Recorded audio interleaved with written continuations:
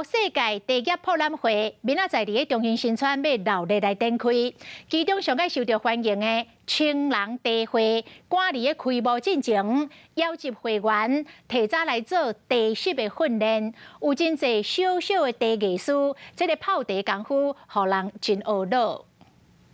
青人茶会一直是南投世界茶业博物馆真受大家欢迎活动之一。为了要表现出上好的茶艺文化，伫开幕前邀请会员提早进行茶室的训练。大家都能够随时随地三五好友围个圆圈就能够去泡无我茶。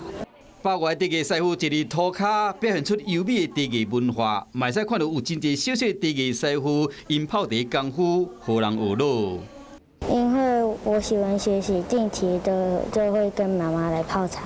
这次也要在茶博开幕当天泡茶给大家喝。2022南投世界茶业博物馆将伫双十连假举行，邀请所有乡亲去南投享受茶文化。